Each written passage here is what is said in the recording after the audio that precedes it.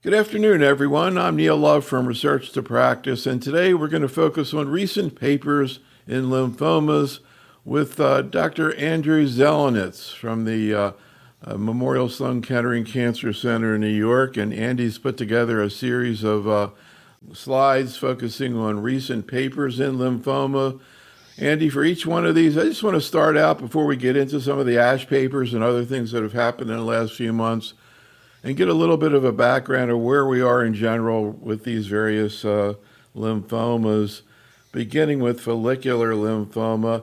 Can you kind of like put in context kind of what's happened, particularly over the last, let's say, 10 years, for people kind of newer to oncology in terms of particularly the evolution of first line therapy and now a variety of options we have looking at this entity? So, I'll take a career view. When I started in this, the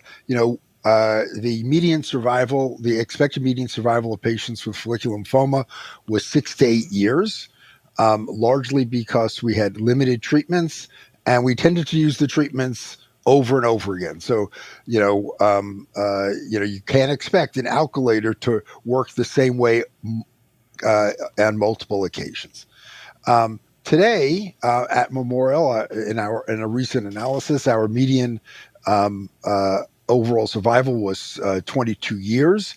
And in an important paper from the Mayo Clinic by Matt Maurer, a number of years ago, he showed that essentially we're at functional cure of follicular lymphoma. When you compare the long-term outcome of patients in the general population to patients with follicular lymphoma today, most patients are going to live their expected life expectancy. Now, is that true for everyone? No, there are going to be people who die of follicular lymphoma or transformation, which is the most common cause of death in follicular lymphoma, But there have been dramatic improvements. Obviously, the single biggest improvement is rituximab, and that is it is a drug that we can use over and over in different contexts and still expect to see activity. But more recently, and that sort of established chemoimmunotherapy as our first line treatment. Chemoimmunotherapy with rituximab maintenance. We're talking about median progression-free survival in the range of 8 or 9 years. For first line treatment for median, that's amazingly good. But as we've relapsed, we don't have to keep going back to the same thing. We don't have to give CVP over and over and over again. We have lenalidomide, an active drug. We have bispecific antibodies, which we'll talk a little bit more about. We have CAR T cells, which, as the data emerges, it might become clearer how do we use these. Because honestly, when CAR T cells were first approved in follicular lymphoma, I wasn't entirely sure where to fit them into the paradigm because we didn't have long enough follow-up to know was the quote unquote cost worth the benefit. And we have other small molecules. We'll talk about some surprising results with activity of a BTK inhibitor when combined with obinutuzumab, showing pretty substantial activity, improvement in a randomized study, which actually has recently led to FDA approval. To me, there are the two things that have really driven improvement in long-term outcome of patients with follicular lymphoma is first of all, rituximab, but then the availability of alternative treatments, not having to go back to the same core treatments with chemoimmunotherapy. Before we kind of get into some of the newer developments in terms of specific anti-tumor therapy, again, just to kind of put things in context, anything you want to say about the supportive care of these patients, vaccinations, infections, et cetera? Well, certainly supportive care has made a big difference. Sometimes it's as simple as things like introduction of, effective antiemetics, allowing us to administer these drugs. These chemoimmunotherapy regimens, are, exceedingly well tolerated today. When I was a fellow, they weren't as well tolerated because we had less effective anti-nausea drugs. Neutropenia is sort of an annoying thing now. Okay, it used to be a big deal. The febrile neutropenia was a life-threatening event. It still is a life-threatening event, but it's less common because we have growth factor support. We can minimize those effects. So there's no question that in parallel with our improvements in therapeutics, the supportive care improvements have really made outcomes better for patients. And, we've been able to get people through complications that may have in the past been fatal complications. All right, well, let's talk about some of the new papers that have come out this year. And I got to say, this really surprised me. I mean, I know there's been attempts. I've seen a diffuse large B cell, et cetera, BTK and non-Hodgkin lymphoma. But this sort of popped up all of a sudden. I'm like, whoa. Can you talk about what they saw there and particularly what it means biologically?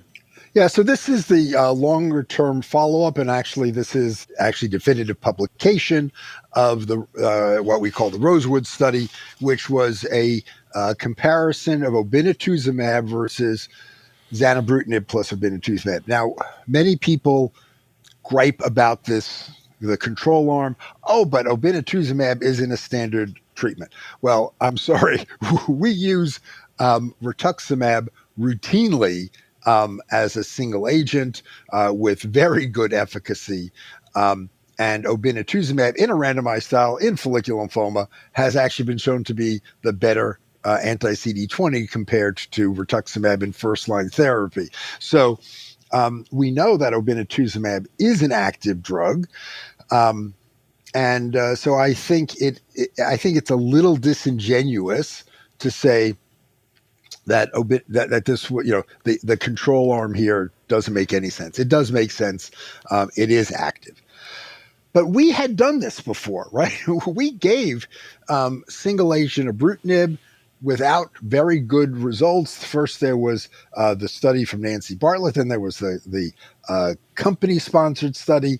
Low response rates, relatively limited progression-free survival. And even zanubrutinib as monotherapy has had somewhat limited benefit. But interestingly, in this study, it was combined with obinutuzumab. And, the data that sort of speaks for itself. I mean, looking at the progression-free survival in panel B, there is a substantial difference, highly statistically significant. And even in panel A, in the response duration, the curves separate, suggesting that the combination is superior. Overall survival is very similar, but overall survival has become a very challenging endpoint in follicular lymphoma because of the availability of additional treatments. Subsequent treatment really can impact the overall survival of patients.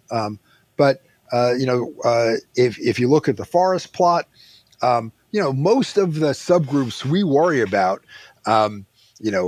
older patients, bulkier patients, everything favor the combination of zanubrutinib and obinutuzumab. It was well tolerated, no unusual side effects from the combination of obinutuzumab and zanubrutinib, what you would expect for each agent alone. In fact, interestingly, because zanubrutinib has been described as having some neutropenia, obinutuzumab does have some neutropenia, but the combination did not result in excessive neutropenia compared to the monotherapy. There was a little bit more neutropenia, but no increased risk of febrile neutropenia. So, yes, this was a bit of a surprise, and it got FDA approval. So this is now an option that we have for patients in the relapse refractory setting. So usually when we see a new data set, the two questions we have is, what do you think it means in terms of taking care of patients right now? And what do you think it means in terms of like trial designs for new trials? But here, like, I really have those two questions. So can you envision yourself using any BTK inhibitor in follicular lymphoma, and how and when? Yeah, so in data that actually I probably should have put in, but I didn't actually. There's only so much stuff I could put in a presentation. There's also some pirtobrutinib data in relapse refractory Hmm. follicular lymphoma. Now, again, it's single agent, but there were the response rates were reasonable. Progression-free survival was shorter than we're seeing here with the combination. But there was clearly activity. So I think the problem that we had was that ibrutinib just probably wasn't the best agent for follicular lymphoma for whatever reason. It does have it inhibits ADCC. So when you combine an antibody with ibrutinib, you never see a benefit, right? We have that in CLL. We've seen it in follicular lymphoma. But zanubrutinib and acalabrutinib don't have that problem. They do not inhibit ADCC, and so you can definitely get combinatorial effects. So yes, this is. I think this is a very reasonable option that can be used, in patients. Now, every patient with follicular lymphoma is, you have to treat them individually. So say someone gets RCHOP, they have a 5.5, 6 year remission. They get rituximab lenalidomide as second line, and they have another 3 or 4 year remission. Are you going to take that patient to CAR T cell next? Probably not. Could you take them to a bispecific? Sure, that's an option, but so would be obinutuzumab zanubrutinib. That would be a reasonable option. With minimal toxicity. So the it fits in the paradigm of patients with multiply relapsed disease, and we need to figure out, does it work post CAR T? Does it work post bispecific? Because once we have those data, then we have a better sense of where to put it in the sequence. Incidentally, any thoughts about BTK and diffuse large B cell? I know it's been looked at. It seemed like it sort of failed, but maybe some subset. Any future Well, there? it failed. And the curves are RCHOP plus ibrutinib versus RCHOP. The curves are literally identical. But interestingly, if you separate out younger and older patients, there's a clear benefit, not only just a benefit, but a survival benefit for patients under the age of 60. So the question in that trial was that the consequence of biology, or is it the consequence of toxicity? But now we have molecular analysis from that trial.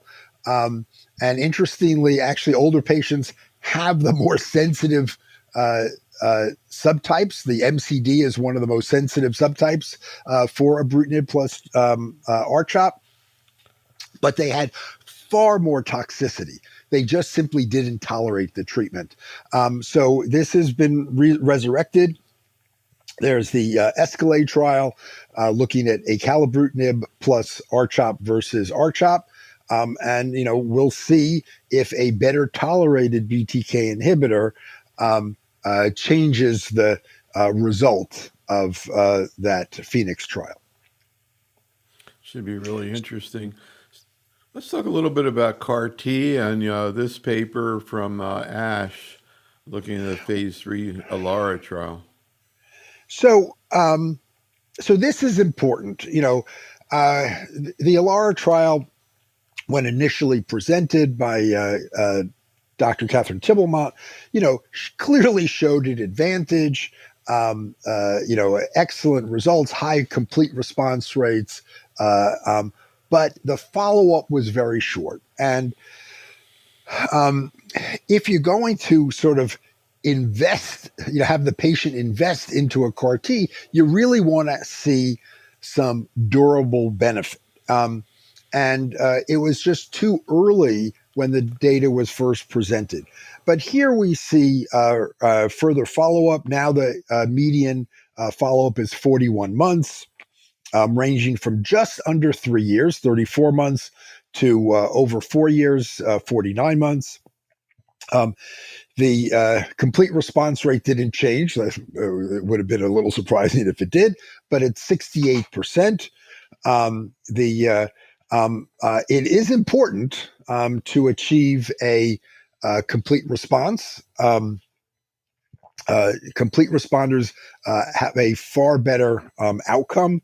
I didn't have an opportunity to show those curves here, but they do. That was previously shown and as actually has been published already.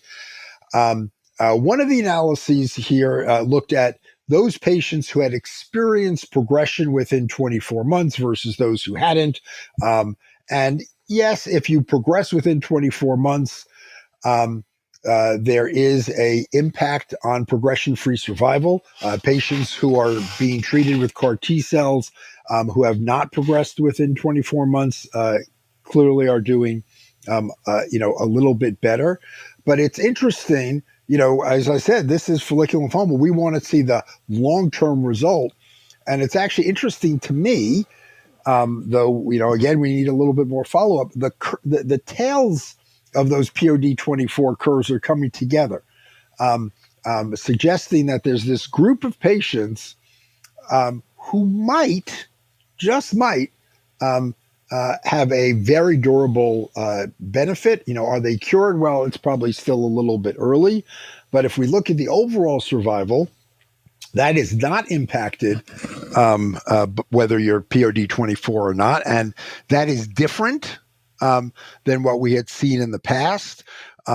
So it looks like CAR T cell can potentially be changing the natural history of relapsed refractory follicular lymphoma. We'll see the updated Zuma 5 results in a moment. And that too, also with, longer term follow-up, is showing these excellent results. And Satva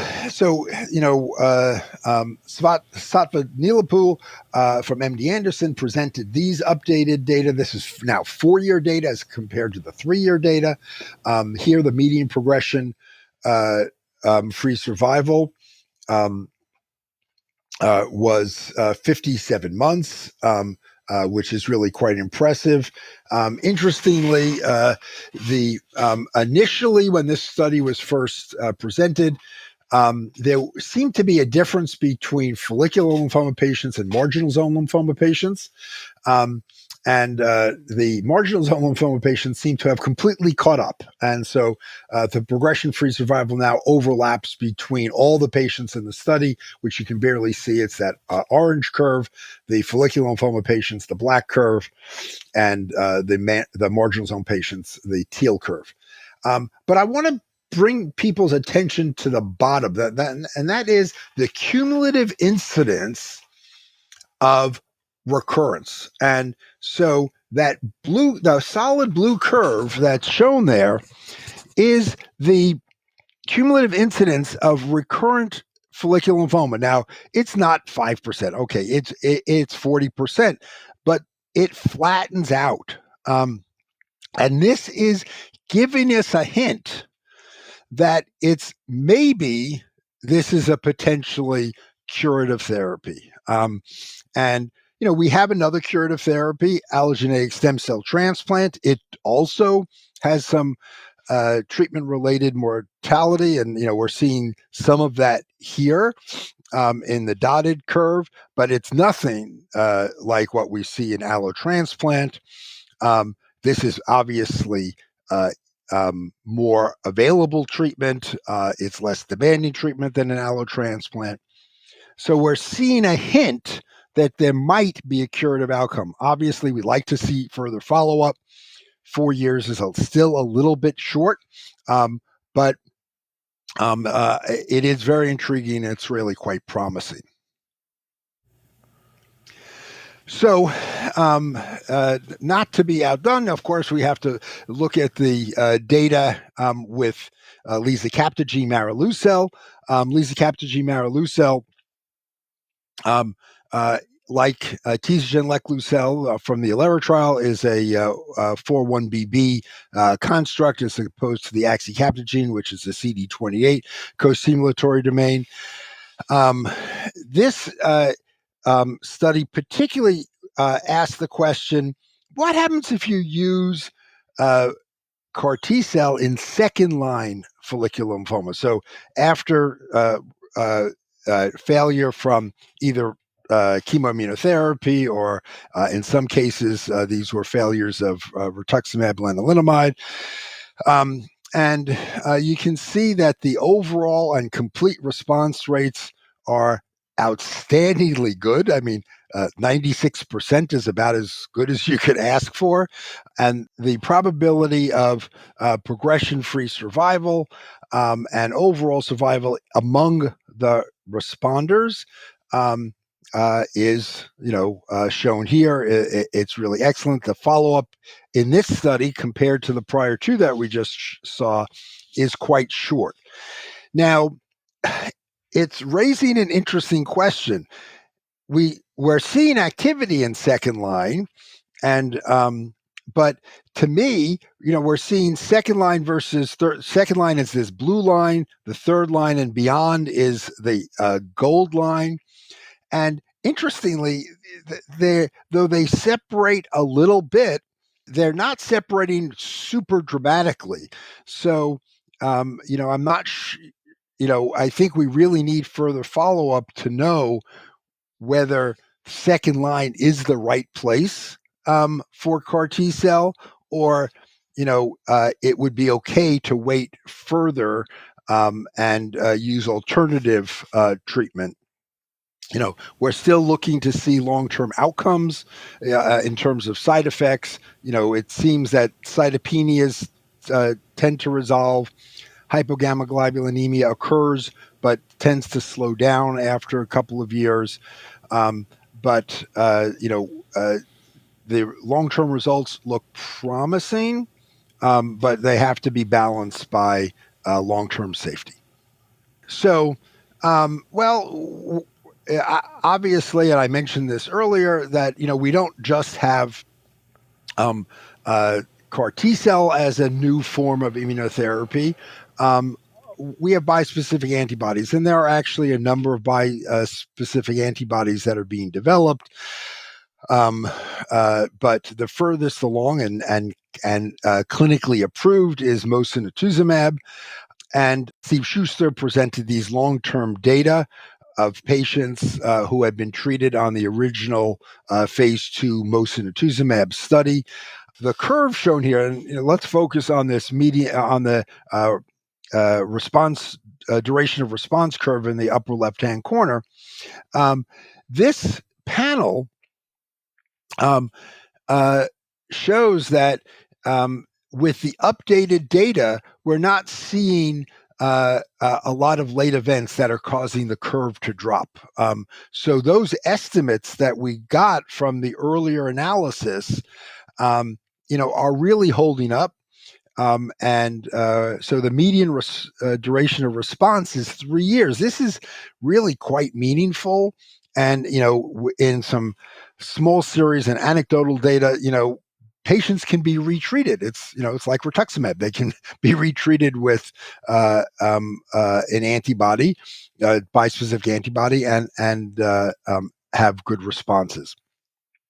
Um, Obviously, the quality of response makes a huge difference, and this is true with CAR T cells. Is also true with bispecifics. The patients who only have a PR, those patients are going to progress. Those are patients you should, think about. Well, if they got they got a reasonable response, you might want to then use that as a bridge to that CAR T because they're not going to have a durable response if they only had a partial remission.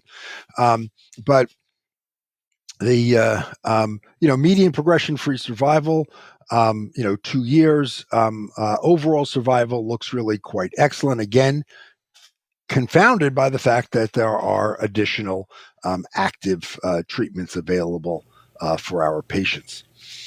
So, we're in an era of now. That's not the only bispecific. We have epcoritamab that's almost certainly going to be approved this year. We expect that later this year. Subcutaneous formulation, easy to administer, highly effective, results similar to what we're seeing with mosunetuzumab, maybe slightly better, but it's hard, cross-trial comparisons and all. Andronexumab also is coming on interesting results also in follicular lymphoma. So where do these drugs move? Well, it's hard to move a CAR T too far up, but in follicular lymphoma, I could easily see moving bispecifics to the front line. Obviously, we're already there. There were 2 trials presented at ASH of mosunetuzumab in first line, mosunetuzumab plus lenalidomide from Europe, and mosunetuzumab monotherapy led by Lorenzo Falchi at Memorial, but in a multi-center trial showing high response rates. They're a little bit of a warning signal that maybe there are some patients who are emerging who are CD20 negative, and maybe monotherapy isn't the way to go. Maybe you want to hit the tumor in multiple ways to suppress the emergence of CD20 negative variants. So just a couple final questions about FL. First of all, in terms of sequencing, what comes first, bispecifics or CAR T, and do you sort of tailor that to the patient situation? And also, which CAR T theoretically do you think is preferable? There's no clear-cut answer here. It's an excellent question. The sequencing question is always important, but it really depends on what's happening. Now, I have to say one thing that when with the longer term follow-up, particularly of Zuma 5 with the 4-year follow-up and seeing this plateauing of recurrence of follicular lymphoma, that the event rate is becoming very low. It makes you think maybe this is truly a one and done. And that means you would move it up a little bit more. Honestly, I would like to see a little bit for more follow up, but typically I'm using Mosun right now, which is the commercially approved, outside of a trial. Before CAR T cell, but there are certain examples. I mean, I had a 52-year-old woman, had R-CHOP, had a 6-month benefit biopsy. She was still follicular lymphoma. This patient was not going to do well. We gave her bridging therapy, got her into a reasonable remission, and gave her axicabtagene silolucel, and thus far is doing well. But so in individual circumstances, you're going to say, gee, the handwriting's on the wall. We already know this patient's going to do poorly. Let's maybe go with a treatment that potentially is one and done.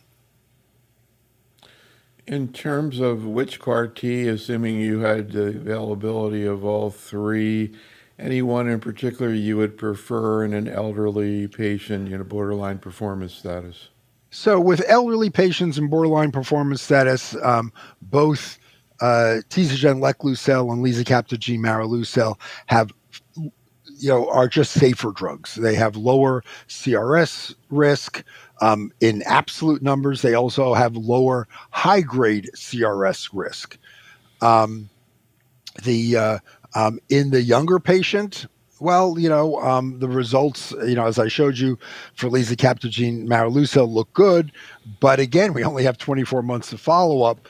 In a younger patient, we are having now with this long-term follow-up from Zuma 5, I feel more comfortable um, offering axicaptogene to a younger patient who's going to tolerate it well, simply because we have this longer term follow up. We really know what's happening. So let's move on to what is becoming one of my favorite topics in oncology, mantle cell lymphoma. I know it's not that common, but it's very interesting.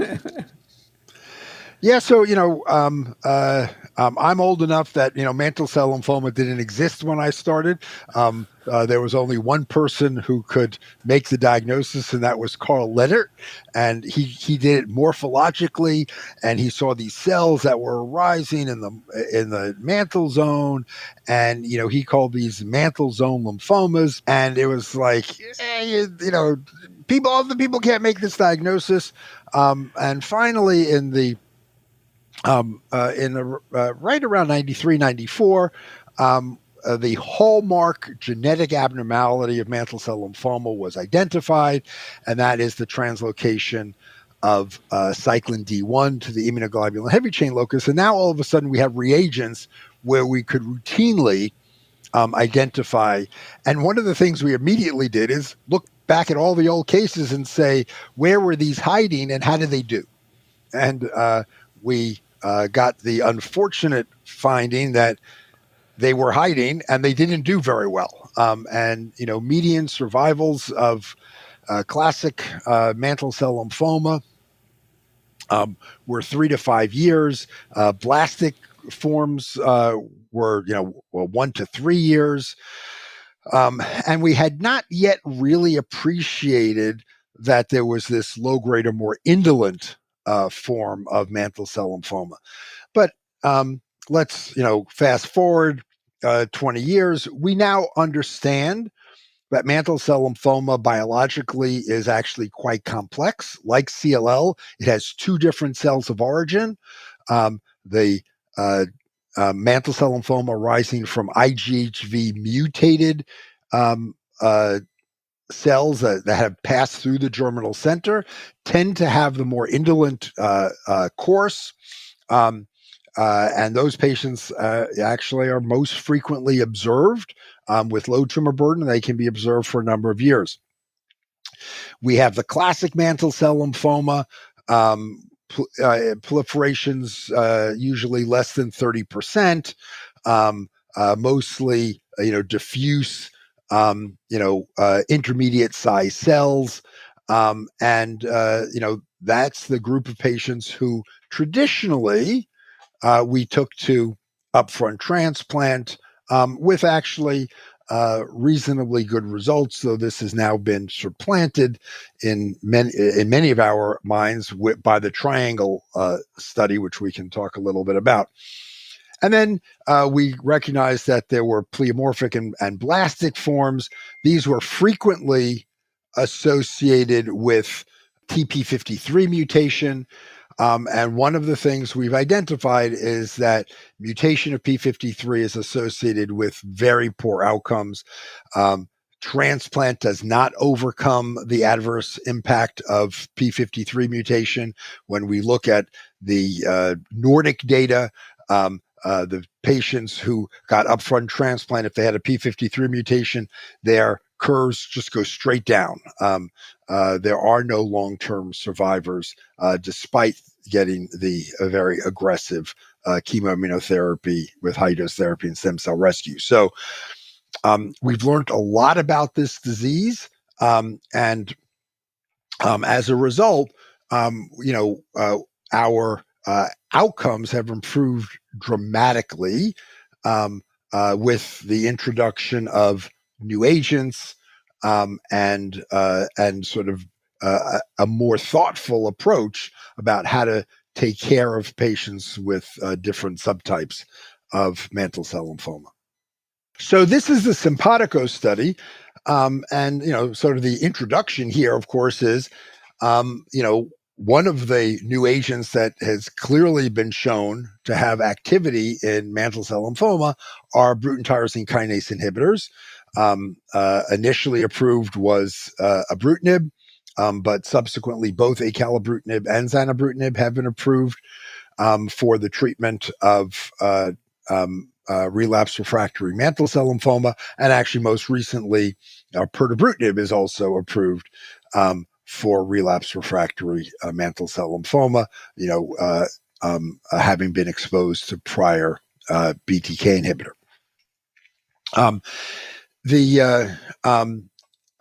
Also, some of the early work in the development of venetoclax, the BH3 mimetic, the BCL2 inhibitor, suggested that there were responses in patients with mantle cell lymphoma. So there was, initially a lot of excitement about venetoclax, but it turns out that as a single agent, just by itself, venetoclax, though was active, it tended to have a relatively limited duration of benefit in patients with mantle cell lymphoma.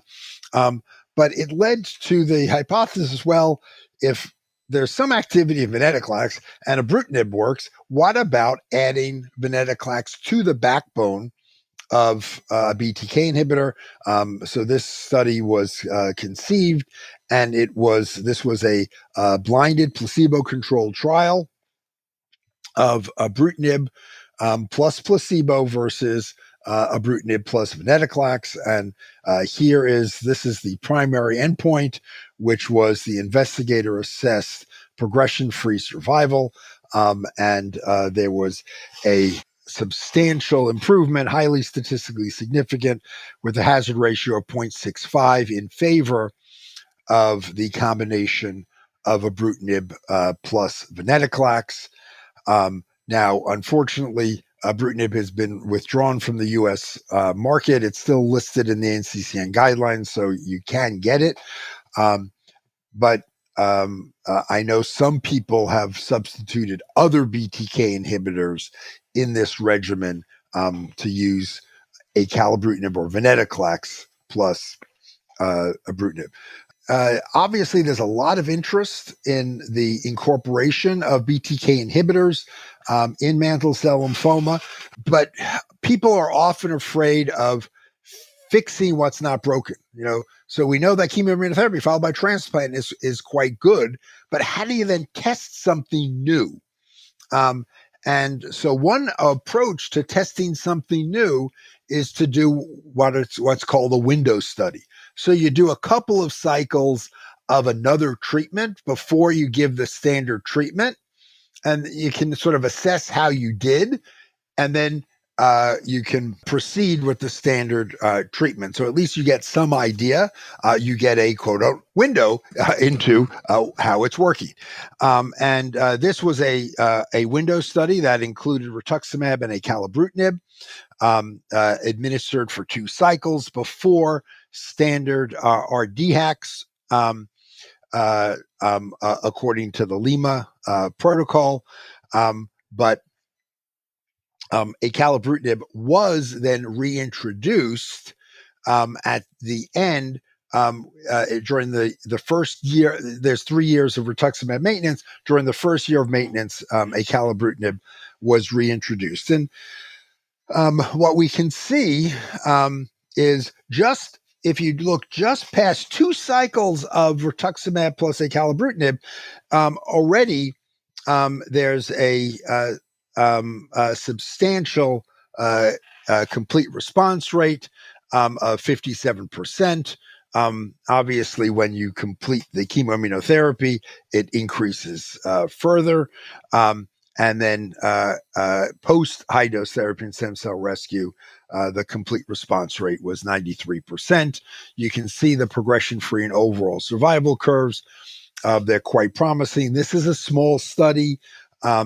Obviously, if one wanted to build on this, one would need to compare to a standard of care. I think probably the current standard of care would be triangle-like approach where you use the chemoimmunotherapy with a BTK inhibitor in induction. Then you give the high-dose therapy and stem cell rescue, and then you follow that with the maintenance BTK inhibitor and rituximab maintenance. Is the transplant really necessary in the triangle approach? I'm not sure. At Memorial, we have actually just opted to drop the transplant because the two arms that included the ibrutinib look very similar, though we need more events to know that they really are indistinguishable. So more data to come on that. But this is an interesting window study and got us to understanding that acalabrutinib and rituximab can be used. We're going to hear more about that in a second. Pirtobrutinib is a different type of BTK inhibitor, unlike acalabrutinib, ibrutinib, and zanubrutinib. It is a non-covalent BTK inhibitor. What we think it's doing is shown in panel in the lower panel, the cartoon. It's the B. What we think is that pirtobrutinib sort of locks BTK into an inactive conformation. And yes, there are resistance mutations that will make BTK insensitive to pirtobrutinib, but because pirtobrutinib does not covalently bind to the cysteine 481 site, we're not dependent on the covalent binding, and we can treat patients who have BTK, covalent BTK resistant disease. And here are the duration of response, progression-free, and overall survival. And these obviously look quite promising, considering this is a highly refractory relapse population, and with a median response duration of around 18 months, median progression-free survival of 12 to 15 months. So yet another option we have in the relapse refractory setting. How do we fit this in? Where do we fit it? With now that we have CAR T cells. I think the CAR T cell story here, in my opinion, is a little different than what we just saw in follicular lymphoma, and we'll talk about that. But as I said, that window study was very interesting. But Dr. Jane at the MD Anderson took it one step further, and they said, well, forget the rest of the chemotherapy. I'm going to test this in patients who I wouldn't give aggressive chemoimmunotherapy to, and I'm just going to give acalabrutinib and rituximab as first-line therapy. So this was continuous acalabrutinib for 24 months, and then rituximab weekly for 4 doses, then monthly until month 12, and then every other month until month 24. Median age for this study was 69, which is not that old, to be perfectly honest. Most patients had classic morphology. There were a few patients with blastic or pleomorphic morphology. But interestingly, there were in those patients where P53 mutation was sequencing was done, which was in 43 patients. 12 of them had either mutation or deletion. Now, deletion probably by itself without mutation probably does not impact outcome. So we need a little bit more detail. But the initial results here are really remarkably promising. Very short follow-up. Median follow-up's only 17 months. Um, so that means most of these patients are still on active treatment. But very intriguing results with just the acalabrutinib rituximab combination that had been used in that window study. So we know that CAR T cell is approved in mantle cell lymphoma, but you can't use just plain run-of-the-mill axicabtagene. Why? Because axicabtagene, you isolate T cell, you take the bulk leukapheresis product and you transduce it. So if there are circulating tumor cells, you could potentially transduce those cells. So there's a modification to the production of the CAR T cell where there's a selection for T cells first.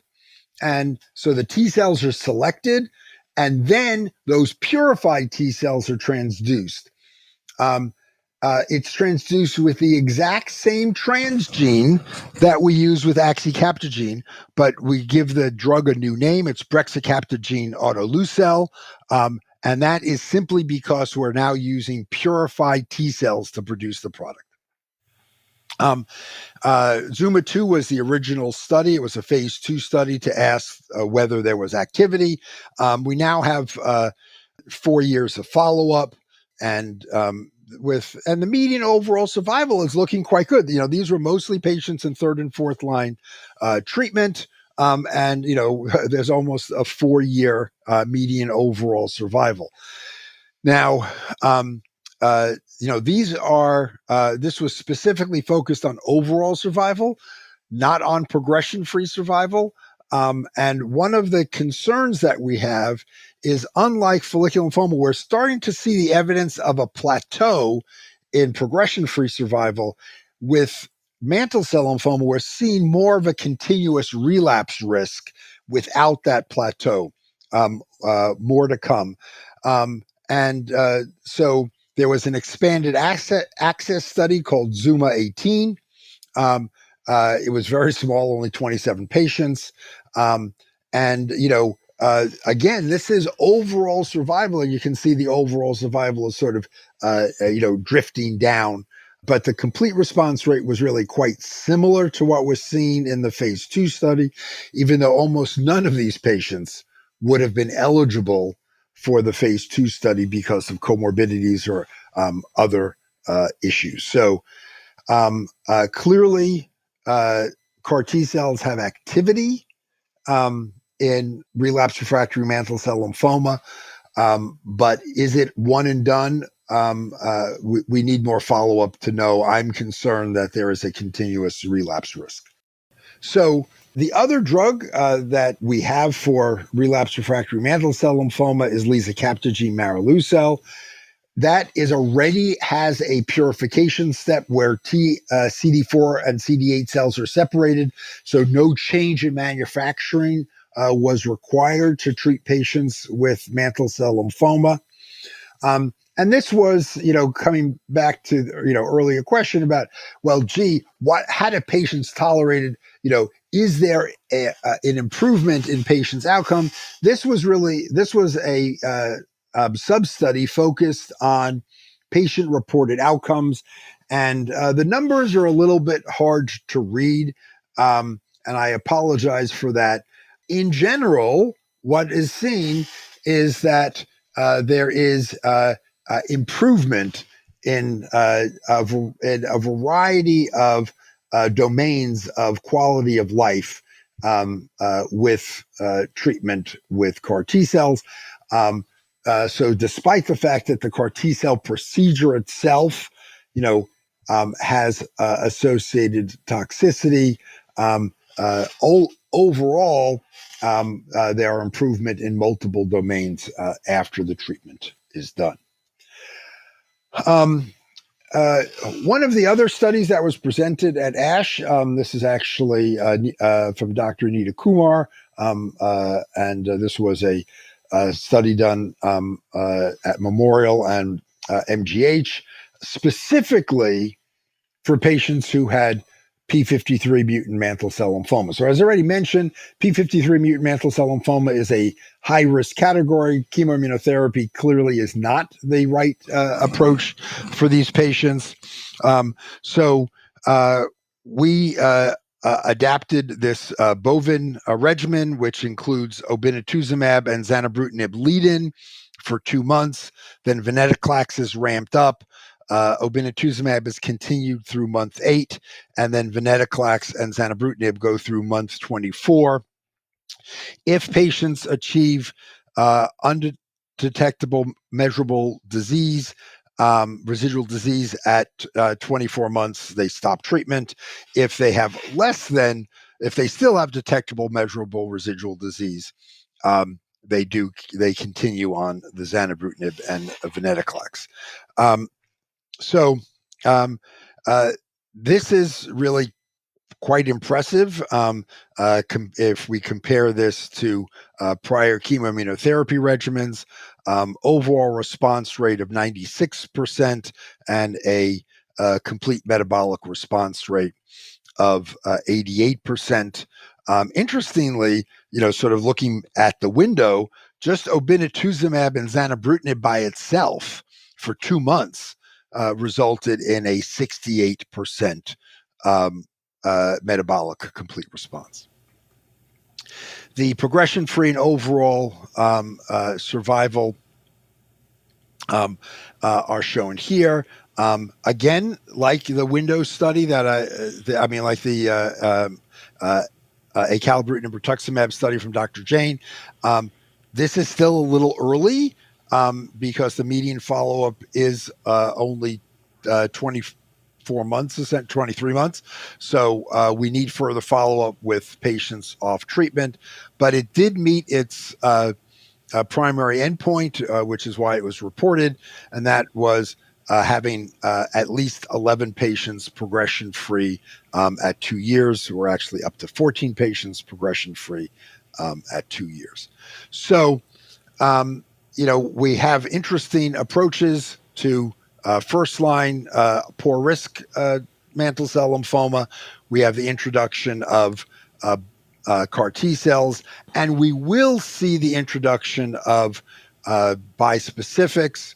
Bispecifics have turned out to be a little bit more challenging than other areas not because of effectiveness. They're highly effective, but they're a little bit more toxic because of the circulating tumor cells. So just one question about this, particularly the issue of whether or not we need to be using chemotherapy at this point as far as first-line therapy of mantle cell, particularly in older patients. And we were doing a webinar last night. We were talking about the recent pan-tumor approval of TDXD and how prior to that time, all the different tumor things, they were trying to get enough data to show that they could use it. And then the FDA comes along and says, okay, we got enough data, you can use it. We don't need any more trials, or we don't need these type of trials. And I guess my question is, are you comfortable if a patient comes in, they may be, I'm sure you have patients who are medical oncologists who say, can you treat me with that chemotherapy, BTK, anti-CD20, and maybe venetoclax? So we actually have a separate study that will be presented in a few weeks at EHA of the bovin regimen. And the bovin regimen specifically for quote unquote transplant ineligible mantle cell lymphoma. There is a great interest in chemotherapy free approaches. The acalabrutinib rituximab data look very promising. We have similar data that will be presented at EHA in transplant ineligible patients who got the 3-drug bovin regimen. And those results really look very promising. Obviously they look a little bit better than the exclusive p53 mutant cohort, though there were a bunch of p53 mutant patients in the transplant ineligible group. So it is interesting that this is clearly active. And we will see clearly the development of additional regimens. We're going to see the introduction of bispecifics early in the treatment of mantle cell lymphoma. But we do have to be careful about the excess toxicity we see with circulating tumor cells. So, there might need to be some pre-treatment to reduce the circulating tumor burden. All right, let's talk about diffuse large B cell. So, diffuse large B cell lymphoma, if we think about the big landscape, we've been looking for a very long time to improve the outcome of patients with diffuse large B cell lymphoma, largely by trying to do what we call R-CHOP plus X. Most of these R-CHOP plus X have actually been negative, and that included ibrutinib. And more recently, bortezomib was negative and it turned positive in a subset, which is sort of interesting. Lenalidomide was negative. So the alternative is, let's try a new drug.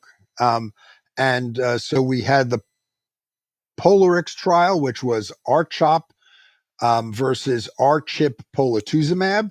The vincristine was removed, replaced by a antibody drug conjugate of a very potent vinca alkaloid, MMAE, which has to be targeted to the tumor, otherwise there's excessive toxicity. And there was a 6 to 7% improvement in progression-free survival, no improvement in overall survival. And it has been approved, and it is an appropriate option in the first-line treatment. But in that initial analysis in the forest plots, we saw a bit of a surprising result, and that is activated B-cell lymphomas seem to have all of the benefit. The GCB tumors, there was sort of no difference between R-CHOP and R-CHIP pola, but there was a big difference in the by cell of origin. So this study from Frank Morshauser tried to look in a little bit more about what happened. And so the upper panel shows the outcome by cell of origin. You can see that the two arms completely overlap for the GCB tumors, but for the activated B cell tumors, and this was done by gene expression profiling, not by the Hans algorithm, there are very substantial improvement in ABC tumors. Now, interestingly, in the small group of patients who couldn't be classified, there didn't seem to be much of a difference. I mean, there was a trend in favor of R-CHOP, but that was just a trend.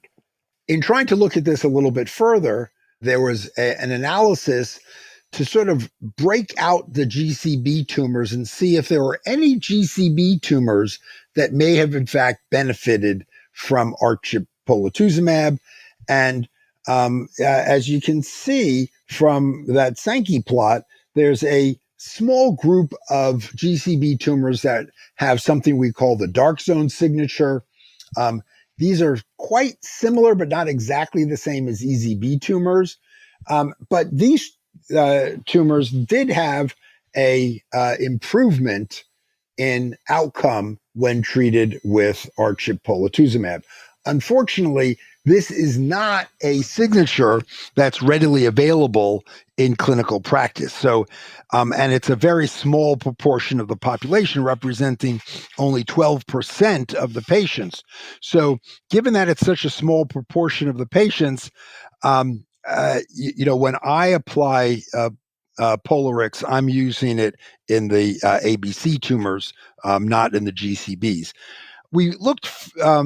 Frank looked further by looking at lymph-gen subtypes, because it's not just ABC versus GCB, but there are actually a variety of different types. And we can see, like the dark zone signature, which would be expected, there was a little bit of benefit in the EZB. They overlap quite a bit. There was improvement in the MCD tumors, which are the largest group of the ABC tumors. And then there was, interestingly, some benefit in the unclassifiable tumors by the LymphGen. So this gives us a little bit of insight as to why biologically we're seeing differences in outcome with the R-CHP pola regimen. So, as I mentioned, one way to, challenge the paradigm, do we really need RCHOP? Can we do something different? Is you do a window study. And Jason Weston at MD Anderson has taken this window study idea to an interesting way. He initially did a study that was called Smart Start. But this is Smart Stop, and it uses a completely novel regimen of lenalidomide, tafasitamab, and rituximab combined with acalabrutinib, which he calls Ultra. Um, and 4 cycles are given, and then patients are assigned to either receive 6 more cycles of Ultra and 2 cycles of CHOP if they're in a CR, or 6 cycles of Ultra and 6 cycles of CHOP if they're in a partial response or have stable disease. So if you look just at the lead-in result, the CR rate was 63% from just 4 cycles of the Ultra regimen. Interestingly, it was as high as 80% in the small group of patients with GCB tumors. So this was not active just in ABC, but also in GCB tumors. When looking at the end of treatment response, depending on the group A or group B treatment, the complete response rate was 100%. And we actually haven't seen 100% complete response rates in large cell lymphoma. So this is an interesting result, but small numbers, and obviously needs to be confirmed. If we look at measurable residual disease by a very sensitive assay, has a sensitivity of about 1 cell in a million. Just post the Ultra for 4 cycles, about a third of patients actually have undetectable measurable residual disease at the level of 10 to the minus 6. And at the end of 1 cycle of RCHOP, that those numbers don't change very much. We're still waiting for the end of treatment MRD results, which are being worked on. Interestingly, in the next cohort of this study, basically it's going to drop the addition of CHOP. So if you're having a very good response, you'll just get the Ultra rather than Ultra plus 2 cycles of RCHOP. So another new drug that was introduced a number of years ago was tafasitamab, when combined with lenalidomide, had some really remarkable results. And these are the end of study final results at 5 years. These have now been published in Hematologica. And the one thing that you can see is that there has been a pretty consistent complete response rate over the course of the data. The median progression-free survival in this relapse refractory setting has been about a year. But this study was pretty seriously criticized for its methodology. Early on, it eliminated patients with refractory disease. Only relapsed patients could go on. And then there was a signal that the prior lines of therapy had a big impact. And you can see that here, that if you had only 1 prior line of therapy versus having 2 or more prior lines of therapy, the outcome was better. I actually personally don't think that's a very valid criticism. Of course, if you're in 3rd or 4th line treatment, you're not going to do as well as in 2nd line treatment. One of the things that was very surprising was the probability of duration of response. And if you responded, it didn't matter if you were in first line or in second line or third line or fourth line. It didn't make any difference. And that was so. What it tells us is this is an active regimen. It's best in more favorable patients who have relapsed disease rather than refractory disease. But the patients who respond can have very durable responses. So interesting final results. And a lot of additional studies are ongoing with tafasitamab. Another drug that was introduced several years ago, sort of in the lead up to bispecifics and CAR T cells, was Lonca. This is an antibody drug conjugate that delivers the tesserine moiety. There is some capillary leak syndrome associated with it. There's a bit of a learning curve, though it has been dramatically reduced by the current administration schedule of giving high dose for 2 weeks and then lowering the dose for the subsequent treatment. But Dr. Kamey presented updated data at EHA last year. Still relatively early with a median follow-up of only 8 months. But 25% complete response rates. And for those patients who responded, the response duration was reasonable at a year. This might have some role as a bridging therapy. It targets CD19, so that some people are concerned that, I don't want to target CD19 prior to giving a CD19 directed CAR T cell. But we're starting to see other CAR T cells emerge, CD22, CD19-22. So this might actually have a role in that bridging area. So one of the things we really want to know is how can we accelerate clinical trials? Having to wait 2 years or 5 years after treating patients with large cell lymphoma is just too long. It's hard to make progress, and we want early predictors. And this technology phase-seq is a very sensitive methodology that can be used on circulating tumor DNA. So this was a parallel study. This was a correlative study to the Transform study, which compared lisacabtagene maraleucel to standard of care high-dose therapy and stem cell rescue for patients receiving second-line treatment. This led to the approval of lisacabtagene maraleucel in the second line. This was a sort of an important application of this technology, and it was whether it really actually worked. So one of the important things is that a phased variant is a mutation that occurs close enough on the same strand of DNA so that you can pick up the variants in 2 areas, and it dramatically reduces PCR errors and improves sensitivity. So you get a sensitivity of about 1 cell in a million if you put enough DNA into the assay.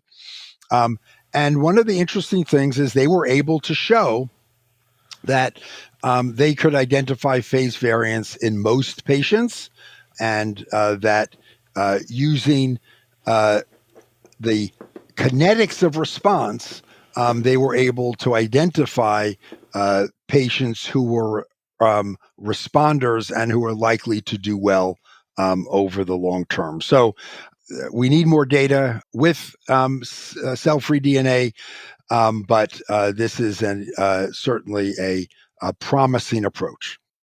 So another option is in addition to CAR T cells in the relapse refractory setting for large cell lymphoma, we have glofitamab. We have bispecific antibodies. Glofitamab is a bispecific antibody that has two binding sites for CD20 and a single binding site for CD3. And this just reported on some of the long-term results in patients. The drug is given. There's an initial dose of obinutuzumab to clear circulating B cells. And then the glofitamab is given in a stepped-up dosing until you hit the target dose. There's a total of 12 cycles of treatment. 154 patients were treated, and the complete response rate was 40%. But one of the analyses that I found very interesting in this study was that they looked at total tumor metabolic tumor volume and TMTV, and how much disease you had prior to treatment with glofitamab had a big impact. And you can see this simply divided the population to two groups, with a TMTV above the median versus those below the median. And those who had higher tumor burdens above the median really had far inferior results. This suggests to me that this might be better combined with something to help try to reduce some of that bulk, so that the glofitamab can be more effective and give results more like on the blue part of the curve. Epcoritamab is a second FDA-approved bispecific antibody for large cell lymphoma.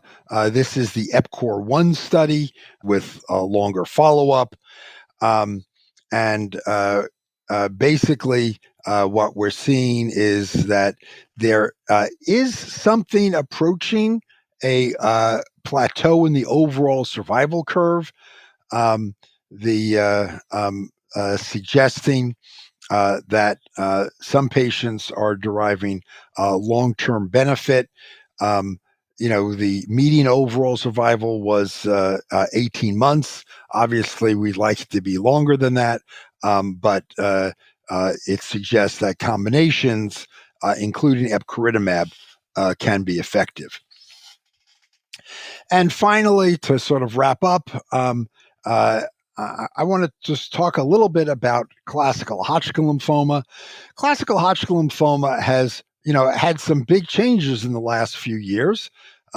We initially had a standard of care for a couple of decades that was ABVD chemotherapy, and it was challenged with the Echelon 1 trial that compared ABVD to brentuximab vedotin combined with AVD chemotherapy. BVAVD is not the world's easiest treatment to give, but it became the standard of care when we ultimately saw an overall survival difference emerge in favor of the BVAVD arm. But in parallel with this, we saw the development of checkpoint inhibitors, very active in relapsed refractory Hodgkin lymphoma. So the obvious question was, well, can we move a checkpoint inhibitor to the upfront setting? The SWOG recently conducted a study that had to be closed prematurely because of a superiority of the Nivo AVD arm compared to the BVAVD arm. So that is emerging as a new potential standard of care. But BVAVD is particularly tough in older patients. And in the original Echelon 1 trial, where we had hoped that, because bleomycin was so toxic in older patients, we hoped that BVAVD would actually be a good treatment for the older patient. Well, it turned out that that was such a toxic regimen that it was even inferior to ABVD for the older patient. Sarah Rutherford at Cornell undertook this sub-analysis of the SWOG 1826 trial, which compared nivolumab AVD to brentuximab vedotin AVD, but specifically focusing on the older patient population. So one of the things that can be seen is that the adverse event profile was superior for patients who received nivolumab compared to brentuximab, and there was the fatigue was similar in both arms. There was a little bit more neutropenia in the Nivo AVD arm. However, they did not receive prophylactic growth factor, whereas every patient received prophylactic growth factor in the BV AVD arm. But in general, you can see that the toxicity was less with Nivo AVD. And because it was better tolerated, what we see is actually a very substantial difference in 1 year progression-free survival of 93% for Nivo AVD versus 64% for BV AVD. This is even substantially more bigger difference than we saw in the overall population. This to me is indicative that this should be the standard of care in the older patients with classical Hodgkin lymphoma. And with that, I'd like to thank you all for your attention.